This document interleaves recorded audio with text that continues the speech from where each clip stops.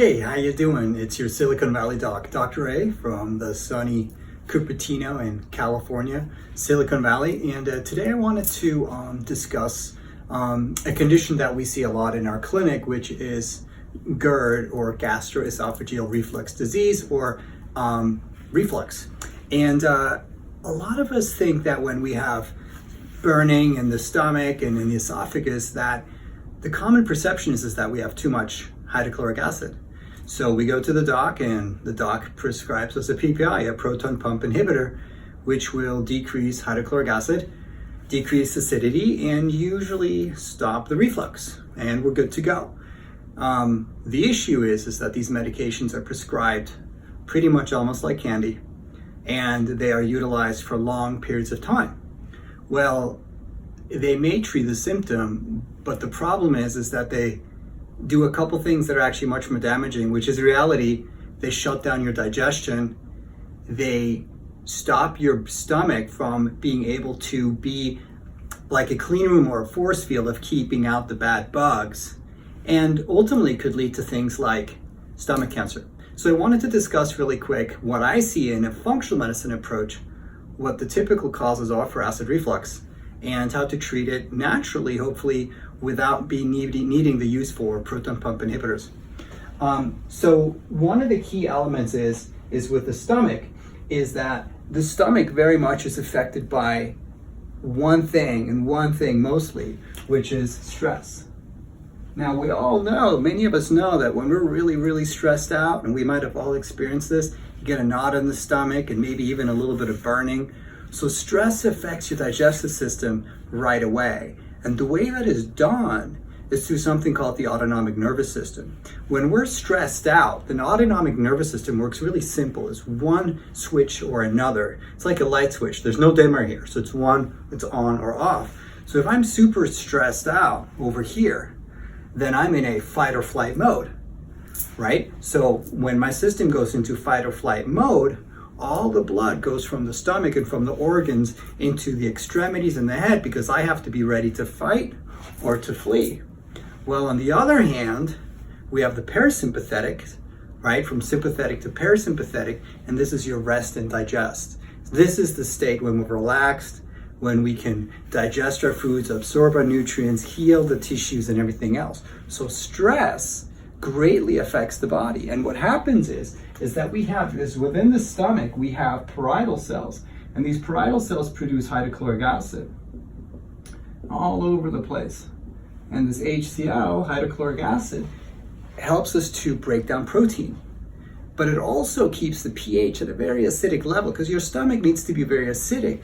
Because if the stomach is working well, and we're not super stressed out all the time, and we can produce enough hydrochloric acid, then the stomach, it's like, think of it as a clean room, that when we have a big viral outbreak, you've seen all that movie, and then we come in with a hazmat suit, and we've been out in, in an environment with the virus, we come into the home base, and we have to go through basically a room that we get cleaned off and before we can enter the habitat. Well, that's a little bit what your stomach does, because anything that comes into the stomach with a pH of about a 2 to 3 is pretty much killed on the spot. So if there's a bacteria, a parasite, a fungus, anything like that, it gets killed. Well, if we're stressed out all the time, we start to decrease the production of hydrochloric acid.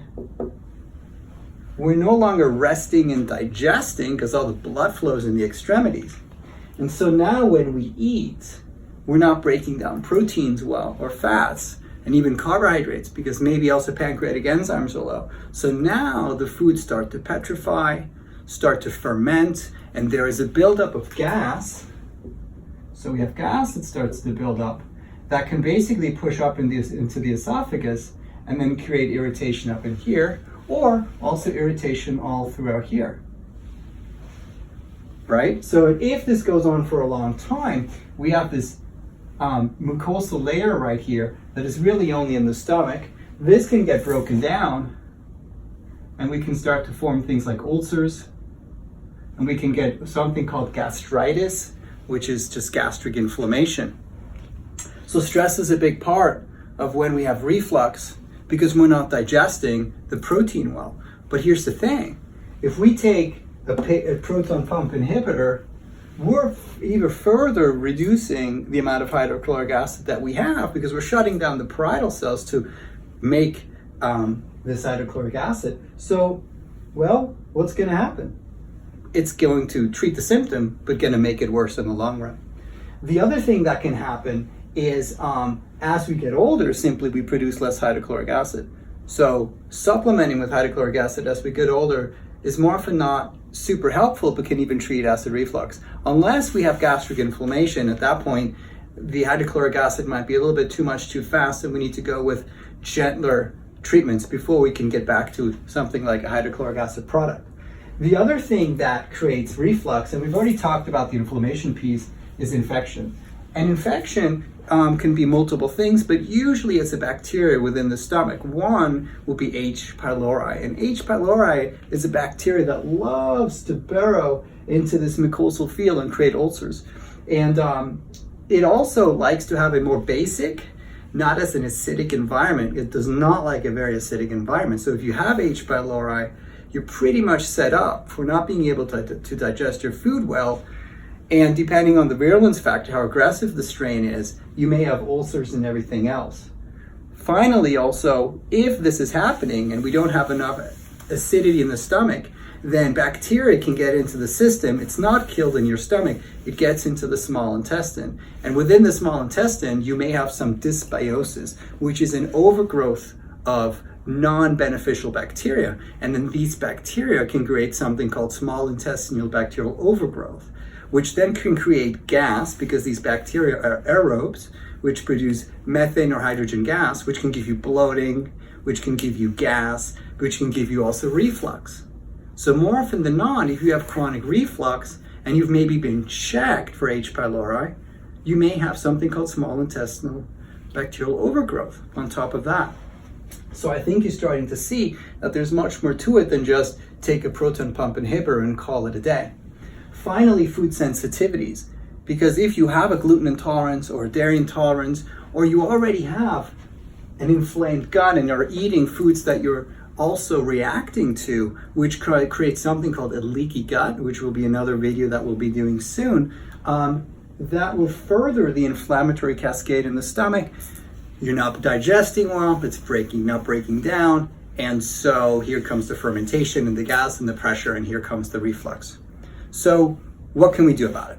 Well, the first thing is stop stressing out. Now, I know this is easier said than done, but it's an important fact. We need to decrease stress levels. We need to get you from a sympathetic dominance into a parasympathetic dominance. And that'll be something like vagal nerve stimulation and exercises, which we'll go over in another video. That can be meditation and deep breathing. Go out in nature, do grounding, play with your kid, a lot of different things, but really be mindful of decreasing stress levels. The next thing is a treatment should not be a PPI ideally, unless you've been on it for a long time. If you've been on a PPI for a long time, please don't just stop your proton pump inhibitor just because you watch this video. This is where you need to talk with a good functional medicine doc who can guide you along to heal the gastric mucosa, gradually improve the function of your stomach and your ability to digest and absorb foods. And so over time, we can start to titrate you off the PPI. So this is something really important. Don't just stop because you've watched this video. The next thing is taking some digestive enzymes because they're going to help you break down your foods. And you might find that if you just get occasional reflux and it's not a severe case, you might find just taking a digestive enzyme with a little bit of hydrochloric acid, 2-3 caps during a meal or before will just take care of the problem. So something to try out. Apple cider vinegar can be helpful because it helps also again to acidify the stomach. DGL, deglycerized licorice root. So I'm a big fan of licorice root. The deglycerized one does not elevate blood pressure. Great healing and soothing for your gastric system. L-glutamine, again, super helpful for healing tight junctions in your small intestine, but also helpful for healing the stomach. And things like ginger. So ginger tea and things like that is super helpful.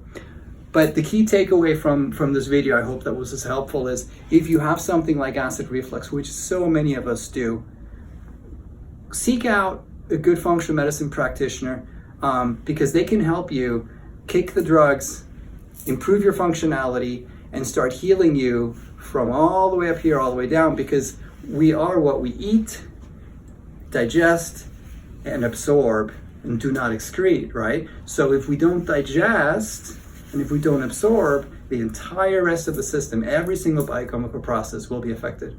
I hope this was helpful, and we'll see you in the next video soon.